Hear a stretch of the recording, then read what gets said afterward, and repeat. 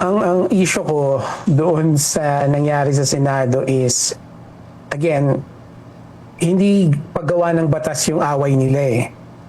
Right? Yung yung privilege speech ni Senator Lacson, basically, ang sinasabi lang niya is, dahil sa investigasyon nila, meron ng yung mga criminal investigations. No?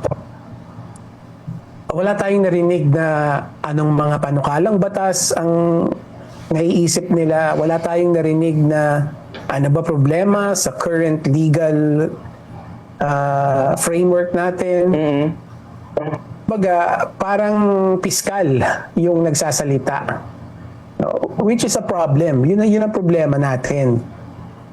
Right? Hindi dapat ganun. Kasi, like I said, ang trabaho nila ay gumawa ng batas. Hindi naman nila trabaho maggawa ng investigasyon na magkaroon ng recommendation to file criminal charges. Trabaho ng piskal yun eh.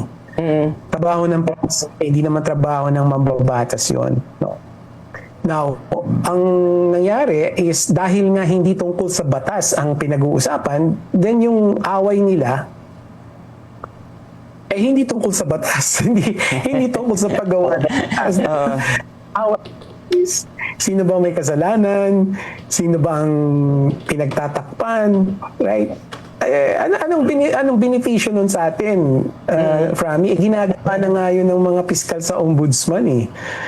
Ginagawa na nga, nagkakaroon na nga ng hearing sa Sandigan Bayan, di ba? Meron ng mga testigo na nagsasabi na sino yung bagman, sino yung ano. So, yung pinag-aawayan nilang dalawa ay, kumbaga, walang koneksyon sa trabaho nila sa paggawa ng batas. So, I think yun ang problema